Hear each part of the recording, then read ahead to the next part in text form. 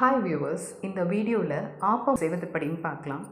இன்றைக்கி மார்னிங் ஆப்பம் ஊற்றுறதுக்கு நேத்திக்கு மதியமே 1.5 கப் பச்சரிசி, 1 கப் புழுங்கலரிசி, 1/4 கப் உளுந்து, கொஞ்சமாக வெந்தயம் போட்டு ஊற வச்சுடுங்க.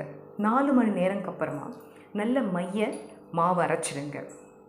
அந்த மாவு கூட கொஞ்சம் சாதம் சேர்த்து அரைச்சிங்கன்னா ஆப்பம் நல்ல பூ போல் இருக்கும். சாதம் இல்லைன்னா தேங்காய் பூ கூட ஆட் பண்ணிக்கலாம். நைட்டு ஃபுல்லாக அப்படியே மூடி வச்சுருங்க. மார்னிங் மாவு நல்லா புளிச்சிருக்கும். அந்த மாவில் ஆப்பம் ஊற்றுனிங்கன்னா ரொம்ப சாஃப்டாக இருக்கும். மாவு திக்காக இல்லாமல் கொஞ்சம் தண்ணி பதத்தில் இருந்தால் தான் நம்ம ஆப்பம் சுற்றுறதுக்கு வாட்டமாக இருக்கும். சாதா ஆப்பத்துக்கு தேங்காய் பால், சாம்பார், சட்னி நல்லாயிருக்கும். முட்டை ஆப்பத்துக்கு கறி குழம்பு, ஆட்டுக்கால் பாயா ரொம்ப நல்லாயிருக்கும். ஆப்பத்தில் முட்டையை உடச்சி ஊற்றிட்டு அது கூட கொஞ்சமாக உப்பு ஆட் பண்ணிவிட்டு பெப்பர் தூள், கொஞ்சமாக மிளகாய் தூள் ஆட் பண்ணி சாப்பிட்டிங்கன்னா ரொம்ப சூப்பராக இருக்கும். இந்த ரெசிபி ட்ரை பண்ணிவிட்டு கமெண்ட் பண்ணுங்கள்.